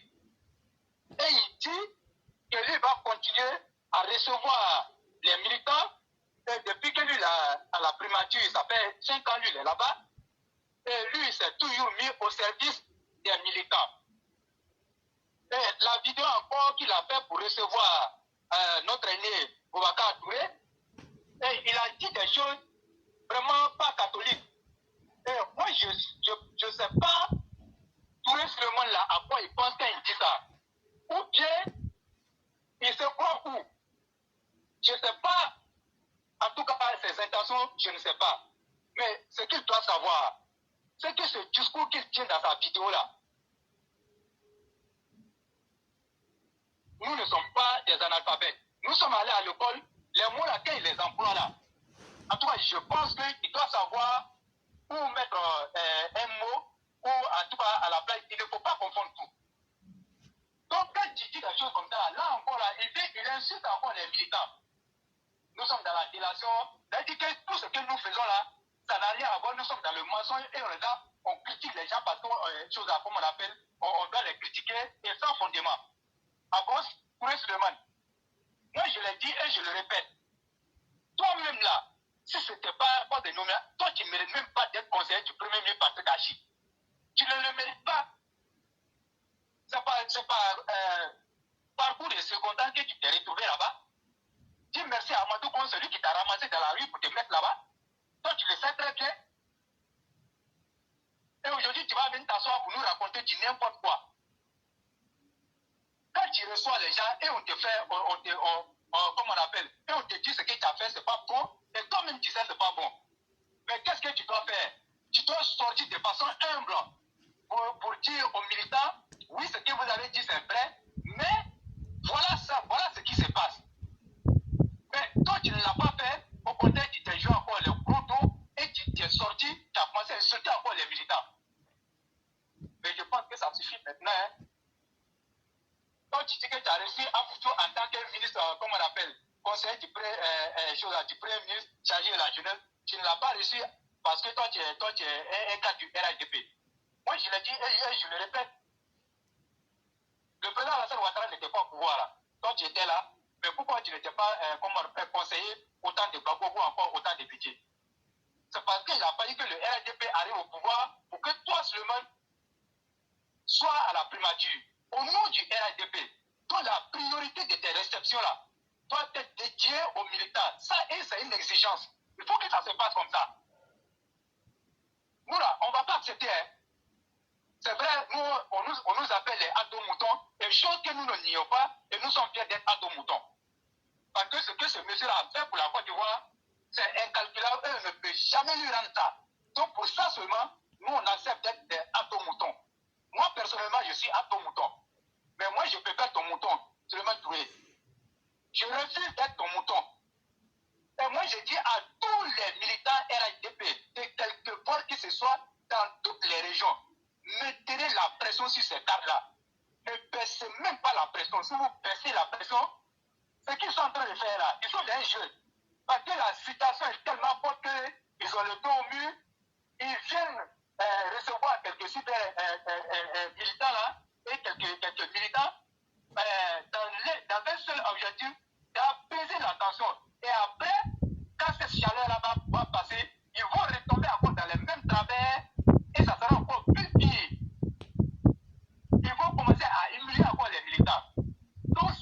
Donc, si nous faiblissons, nous, on va leur donner le chemin et ils vont le faire. Ça sera encore plus grave. Donc, mettons la pression sur ces cadres-là. Mettons la pression. Ne baissez surtout pas les bras. Si vous baissez les bras, ça sera de leur faire trop plaisir. Et nous ne sommes pas là pour plaire à quelqu'un. Le combat, là, comme je l'ai dit là, le terrain politique, là, ça ne pardonne pas. Si tu es en politique, là, pour aller au paradis, là, quitte la politique. Ça, il faut que ça soit clair. Tu es en politique et tu veux que, comme on appelle, et tu viens en politique, si c'est le chemin du paradis que toi tu cherches, en tout cas, il ne faut pas venir en politique parce que tu ne trouveras pas ce chemin-là, comme on appelle, dans la politique. Donc, cherche ton paradis ailleurs.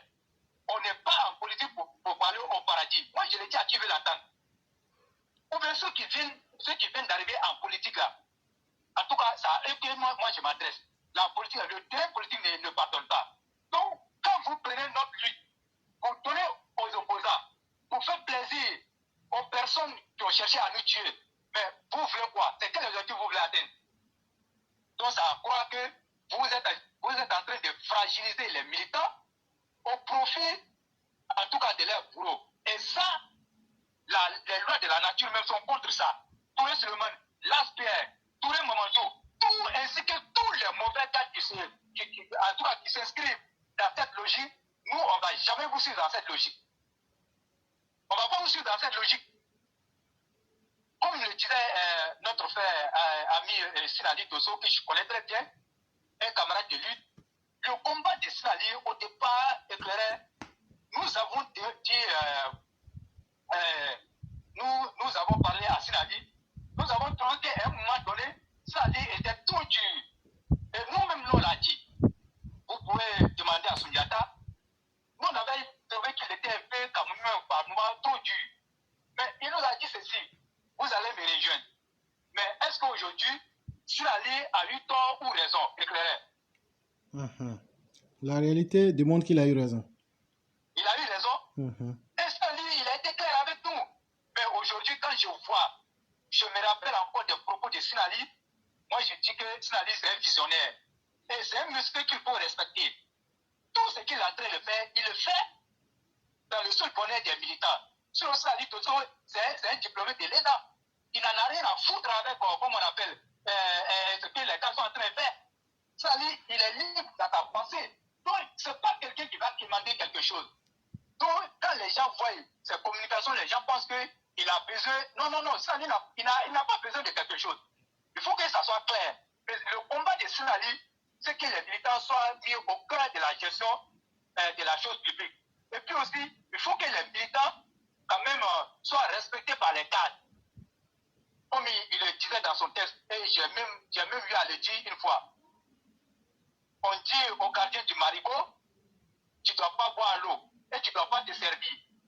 Et on dit, ceux même qui ont été contre l'aménagement du marigot, ça eux là qu'on prenne l'eau du marigot chose à vous donner.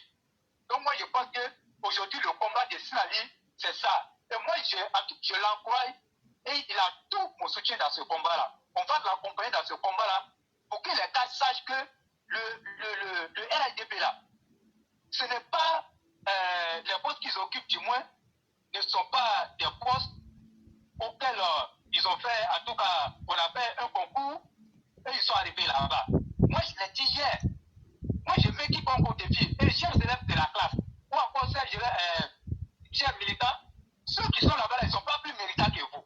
C'est parce qu'à un moment donné, dans une lutte, il faut quand même des personnes à des postes de responsabilité. Et c'est ce qui a valu que ces cadres-là se retrouvent là-bas. Mais sinon, ils ne sont pas plus méritants que vous et ils ne sont pas plus intelligents que vous. Même si c'était un concours, qu'on devait passer un examen, je vous dis plein de ces cadres que vous voyez là-bas, peut-être que c'est vous qui allez occuper les places. Parce qu'ils n'allaient même pas avoir le niveau pour arriver là-bas. Mais comme on le dit, tu peux être médiocre en Côte d'Ivoire, mais si tu es un bon parrain, tu vas évoluer. Et c'est ça. Donc, le cas se vient nous dire que recevoir un Boutou, en quoi est-ce que ça peut lui valoir des injures. Mais ce que toi, tu es en train de voir là, ça, c'est petit. Et si tu continues comme ça, tu vas venir trouver sur le terrain, on va te l'appliquer dans les quartiers. C'est moi je le dis. Et je sais de quoi je parle. Tous les cas qui vont s'illustrer de la plus mauvaise manière, de cette manière-là, vous allez nous trouver ici, dans nos bas quartiers là. Parce que vous là, dans votre entendement là, nous on n'est rien. Nous sommes des enfants de bas quartier, mais quand ça chauffe là-bas là, c'est sûr nous vous rabattez, vous venez demander nos suffrages. Et à ce moment-là, vous êtes prêts à décrocher les téléphones. Quand tu appelles quelqu'un net là, il est pressé à décrocher son téléphone. Mais une fois que vous venez et que le bas peuple que vous avez sous-estimé vient vous porter haut, après vous fermez les téléphones et vous les traitez de sales, vous les traitez de comment on appelle, d'enfants de bas quartier.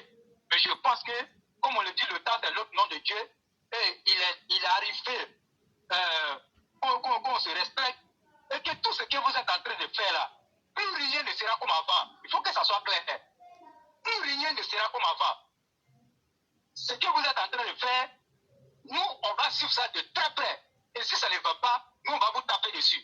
Mais ça ne veut pas dire que nous, on ne vous aime pas. Mais ce que vous êtes en train de faire là, c'est ce que nous, on n'aime pas. Il faut que ça soit clair. Et moi, je l'ai dit ici, d'ailleurs, pour que moi, j'avais de l'estime, en tout cas, l'estime là a baissé. L'estime là a baissé. Donc, vous ne pouvez pas nous traiter comme ça fait trop mal.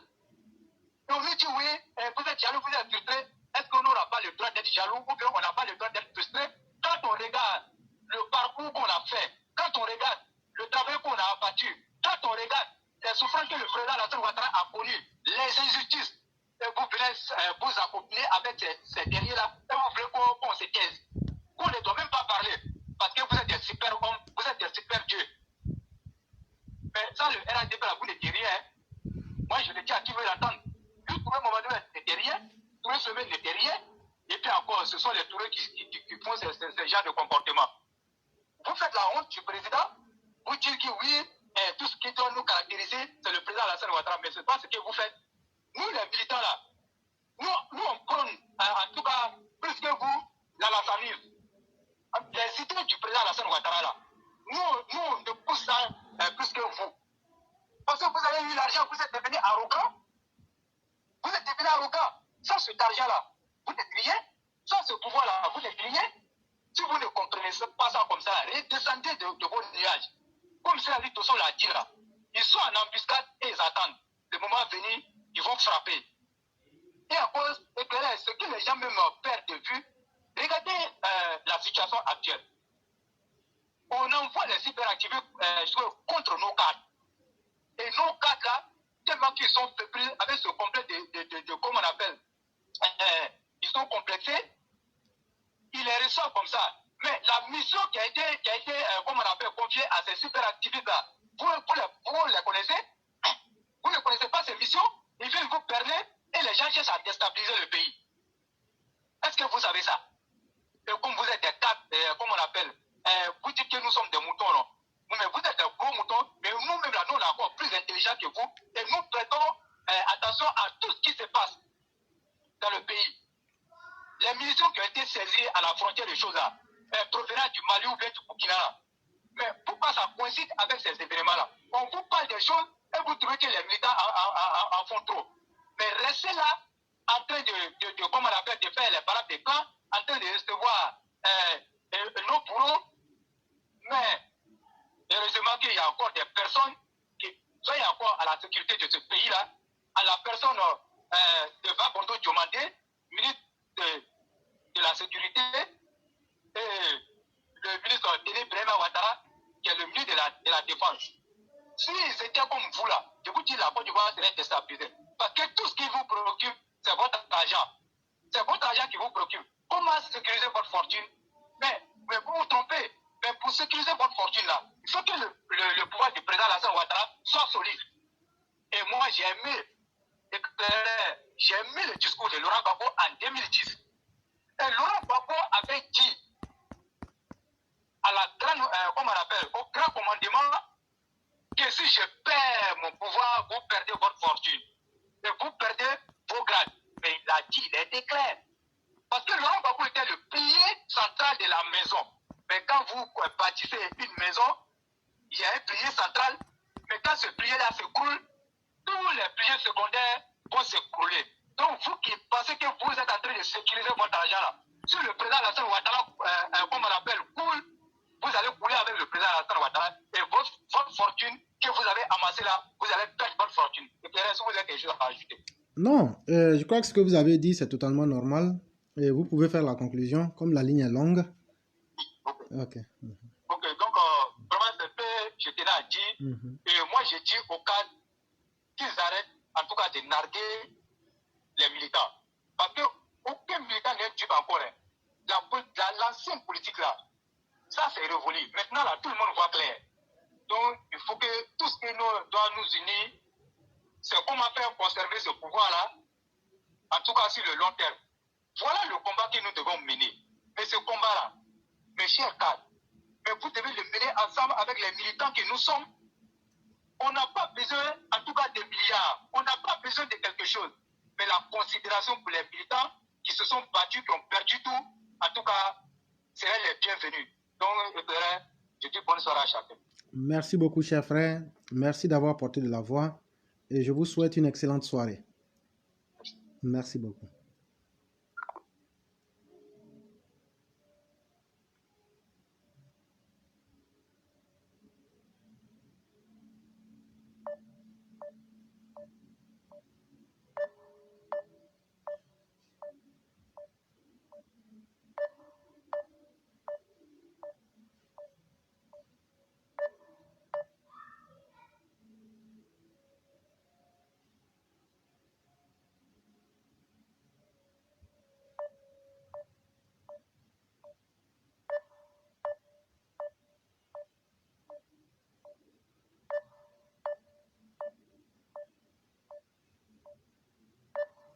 Chers auditeurs, s'il vous plaît, pour ceux qui ont émis des souhaits de vouloir s'exprimer, une fois que vous émettez le souhait, prenez soin de regarder votre téléphone parce que quand vous ne décrochez pas, ça devient extrêmement une perte de temps pour nous et on est obligé d'essayer une ou deux fois. Et après, lorsque vous revenez encore, ça devient une perte de temps parce que pour moi, une fois qu'on vous appelle et qu'on ne vous a pas, pour moi, c'est que vous êtes indisponible. Et en toute sincérité, on ne peut pas s'amuser à faire dans l'improvisation. Sincèrement, ceux qui émettent des appels, soyez aux aguets pour que quand on vous appelle, vous puissiez prendre les appels, on gagne en temps. Parce que c'est la chose qui nous manque le plus actuellement, le temps.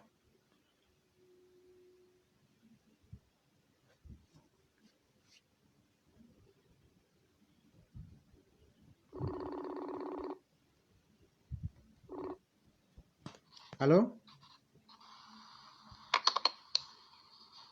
Bonjour, bonsoir. Bonjour, monsieur. Comment allez-vous? Bonsoir, l'éclaireur. Comment allez-vous? Oui, ça va.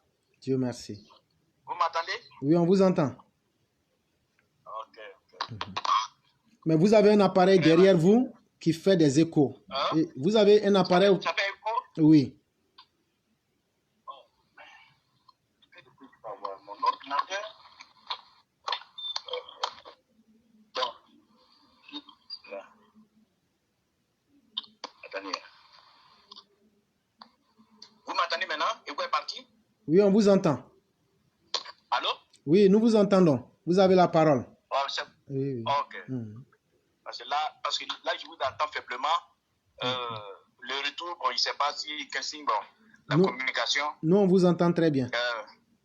Vous m'entendez très bien maintenant? Oui, oui. Ok. Éclaireur, je vous remercie, je vous salue. Je salue tous les auditeurs ici et d'ailleurs. Je salue tous les Ivoiriens à l'écoute actuellement. Je salue vos collaborateurs aussi. Madame Blanc, toujours présente. Le roi s'exprime très bien et donne de très belles analyses. Soudiata, avec ses recherches, Meïté, et avec les analyses aussi, M. Berthet aussi, et d'autres personnes, d'autres femmes, que je ne connais pas leur nom. Il y a une qui intervient de temps en temps de Saoudia.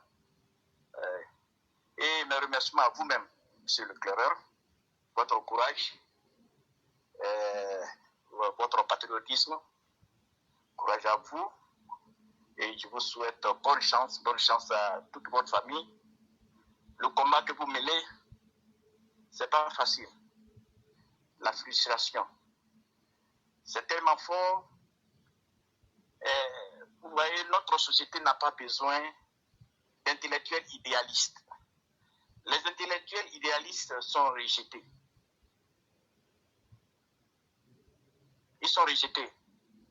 Mais c'est les intellectuels idéalistes qui mettent le monde en marche par la passion. Sans les idéalistes, le monde, la société humaine n'a pas d'histoire.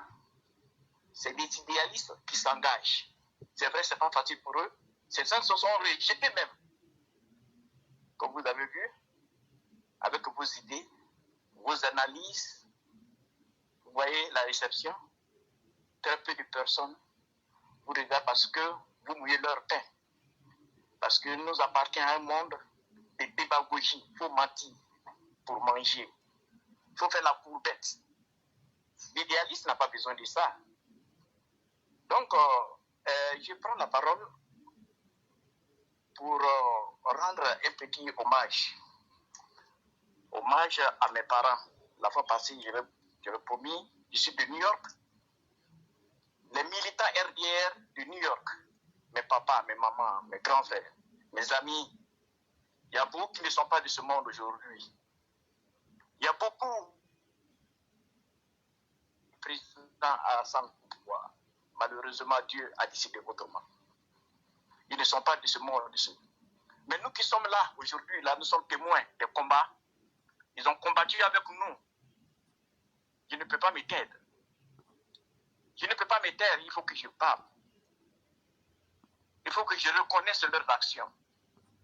Même si les dirigeants, les responsables n'ont pas reconnu nos actions, nous qui étions parmi eux et qui vivons aujourd'hui par la grâce de Dieu, si nous avons une opportunité comme la plateforme d'éclairer pro-vérité, il faut qu'on ait le courage de parler de leurs actions. C'est vrai, dans les années 93, le PDC éclatait avec l'ère du président Alassane Ouattara, Premier ministre. Discussion politique, le PDC éclatait. Une grande partie va venir vers les États-Unis ici, malgré qu'ils ne parlent pas l'anglais. Et on s'est retrouvés ici en masse. Ceux-là, dans la lutte, le RDA créé après eux, on s'est retrouvés, on s'est tous engagés. Ils étaient tous engagés dans le RDS, certains dans le FPI, comme moi par exemple. Moi j'étais de l'autre côté, FPI, parce que PDC et KAT, chacun s'y cherchait. Donc la lutte continue. Ils ont lutté. Ceux-là, ils ont bradé la neige. Ils ont bradé le froid, la chaleur indienne. Il y a des jours, on ne s'attendait pas à des marches. À 20h, on annonce qu'il y a marche. Et puis souvent, ce n'est pas à New York. La marche, c'est un autre État. Ils se lèvent, ils vont. À 4h du matin, ils se retrouvent dans un cartouche, ils s'en vont là-bas. Ils vont marcher. Vous voyez ces militants? C'est des gars qui sont venus ici à l'âge très avancé, 60 ans, 65 ans. Je veux dire que c'est des papas, des familles, 3 femmes, 4 femmes, 5 enfants, 10 enfants, 9, autant. Vous voyez, c'est des responsables qui ont laissé la famille derrière. Avec un État comme la Côte d'Ivoire dans la main de pitié, dans la main de pitié, vraiment, où on tuait aussi, comme des mouches, des humains. Ça tue. Tu prononces le nom du président Alassane dans la rue. Prie Dieu pour arriver à la maison. On peut t'assassiner. Tu perds ton boulot. N'importe comment. Donc, à ceux-là, ces militants-là, dépenser pour le RDS, c'était comme pour dire que ton enfant est malade, donne l'argent, on va aller. Ton enfant est malade. Automatiquement, si c'est dépense pour le RDS, ils sont prêts pour ça. Nos papas, là. Éclairez, suivez mon allocution. Très bien.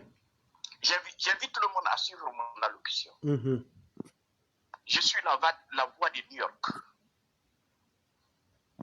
La voix des sans-voix.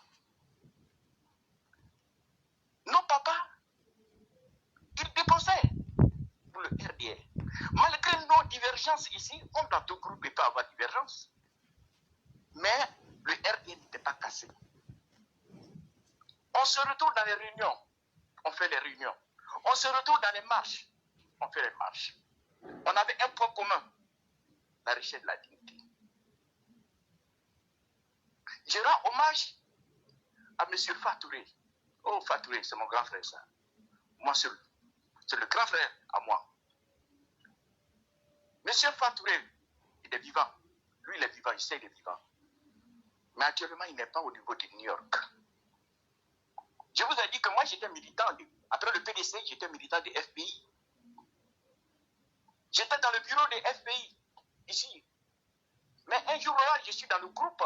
On est dans un bureau là, j'ai vu Fatouré faire une intervention rapide dans le bureau. Il s'adresse au secrétaire des FPI. Je suis venu chercher mon petit frère. Fatouré est venu me chercher. On lui demande pourquoi, il dit j'ai besoin de lui. Vous me suivez, éclairant? On vous suit comme un livre et on vous écoute attentivement. Fatouré, il dit ça en tant que secrétaire du RDR. Et il est sorti avec moi. Il dit je ne vais pas, je ne quitte pas ici sans lui. Cela veut dire que la tension au pays dépassait les bords de la politique. C'est là que j'ai compris qu'il y a quelque chose qui était là. La dignité était à la recherche. Vous voyez ce genre de militants? J'ai travaillé à ses côtés, Fatouré. Il n'était pas riche. Simple chauffeur. Il tenait des réunions. Son argent venait de sa propre poche. Il n'était pas entrepreneur, rien. Il ne demandait pas de l'argent à quelqu'un pour prendre une salle. Ici aux États-Unis. Fatouré. Grand combattant farouche. On a fait des marches ici. Souvent, il y a la violence dedans, il y a combat dedans. Les chemises se déchirent. On continue. Ils sont prêts à aider le parti, ces militants, ces grands frères-là. Malheureusement, il y a beaucoup qui n'ont pas vu le président Alassane au pouvoir. Ah, je vous dis, M. Fatouré, les premiers prisonniers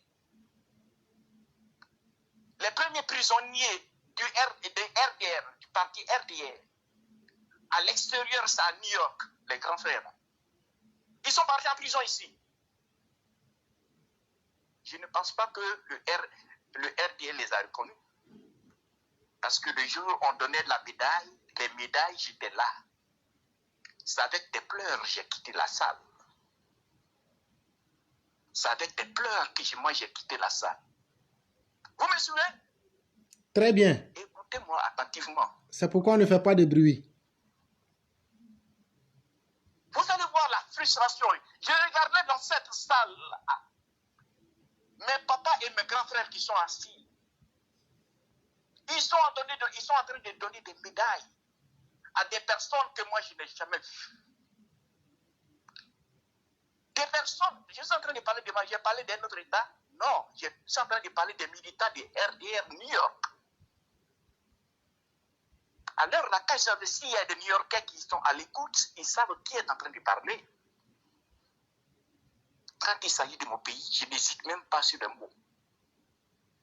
Parce que déjà, mon arrière-grand-père est mort en France pendant la Première Guerre mondiale. La Première Guerre mondiale là-bas, à côté de la Côte d'Ivoire. Donc, je n'ai pas peur de quelqu'un.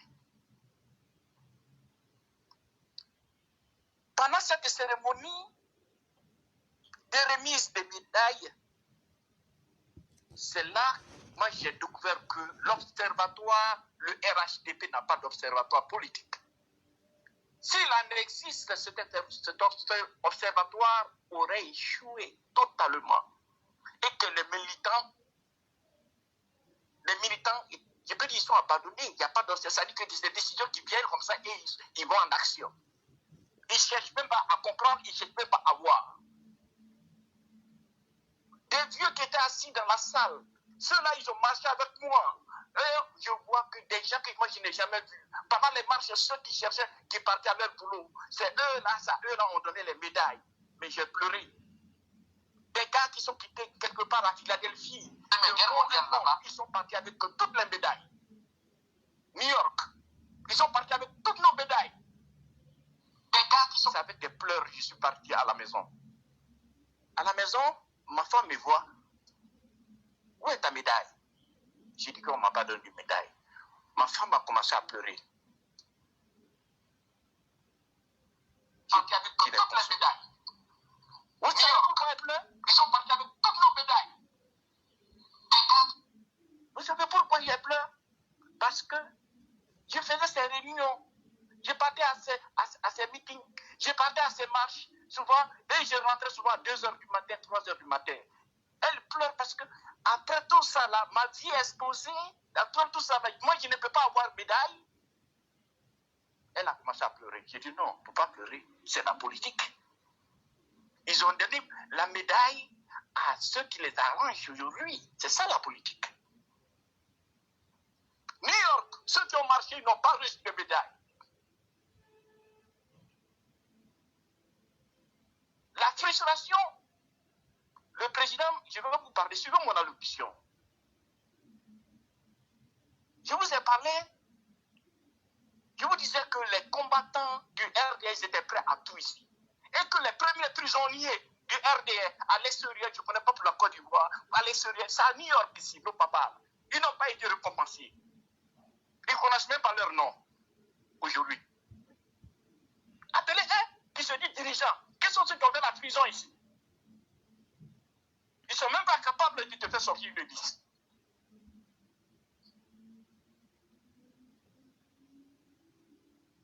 Suivez mon allocution. Vous allez voir. Les militaires Bonsoir, monsieur. dans son pays. Alors, Barou College, le président Alassane fait une visite ici. Il a l'habitude de faire des visites. Non, laissons ça de côté.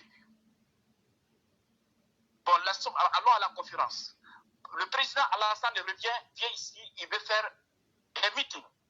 Le président, meeting, je connais la date. C'est le jeudi 25 septembre 2014. Le président déjà au pouvoir. Vous allez vous rendre compte de la frustration. Le président arrive dans une salle, la salle est vide. La salle à moitié. Vous vous rendez compte? Le président Alassane, à New York, dans une salle à moitié vide, l'amphi de Karou Balej, l'amphi de Karou, comment dirais-je, Barou College. Barou College, ici à New York. Leur amphi vide, moitié vide. Pourquoi? D'abord, pour préparer ça, on nous fait venir une femme qui n'est même pas de New York pour venir lire le discours devant le président. Déjà, les gens de New York étaient déjà frustrés. C'est-à-dire que parmi nous, ici, là, il n'y a pas quelqu'un, aucune femme ne peut lire un discours. On dit aucune femme ne peut lire un discours parmi nous ici. Vous partez chercher une femme, quelque part, celle que nous n'avons jamais vue. Elle ne va pas répondre à nos aspirations. Mettez-vous bien. Monsieur l'éclaireur, cette femme vient faire lire un discours. J'ai dit, le représentant, le ministre de la diaspora, c'est M. Ali Koulibaly. Elle a salué tous les ministres, donné honneur à tous les ministres. Le ministre de la diaspora est là. Ça, c'est le premier point. C'est-à-dire qu'elle-même ne connaît même pas. Celui même qui a écrit même le discours, même ne connaît même pas. Je veux dire que je n'étais pas là-bas. Si elle a lu ça, elle est venue lire ça, c'est-à-dire que celui-même qui a écrit, il ne connaît même pas Ali Koulibaly. Mais le président Alassane, c'est un grand, hein? Quand il est venu prendre la parole, il a commencé par Ali Koulibaly. Regardez le discours, Barou College, le jeudi 25 septembre 2014. Éclairez, je vous donne cet exercice. Regardez ça sur Ivoire TV.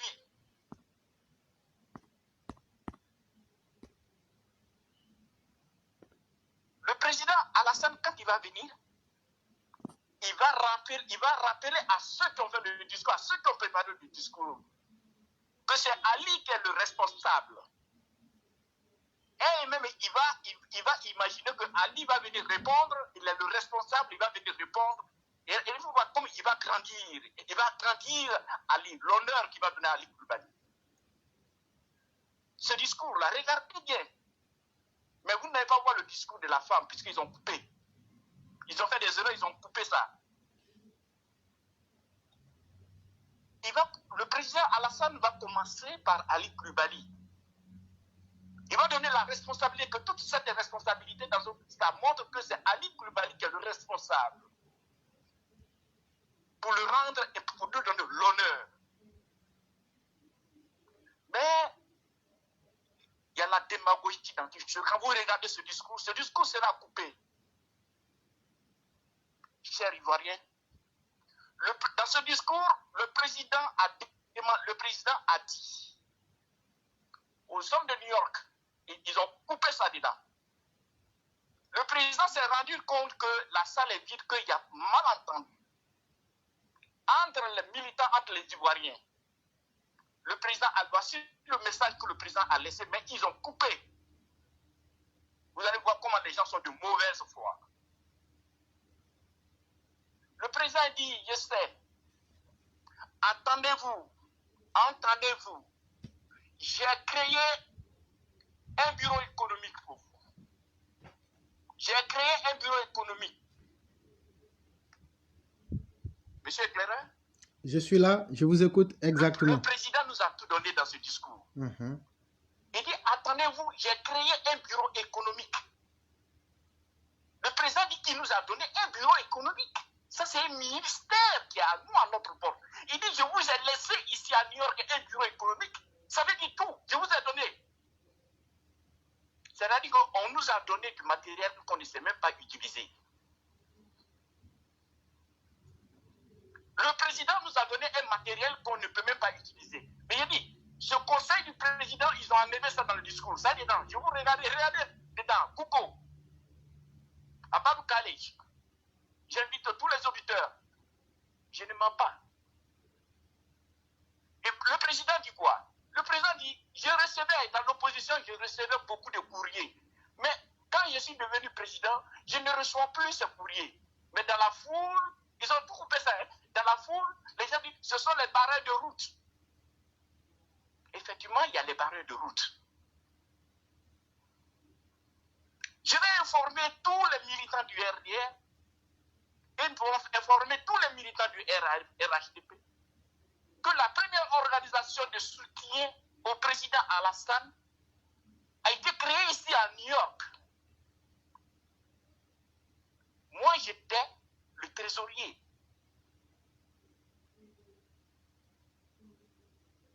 Éclaireur.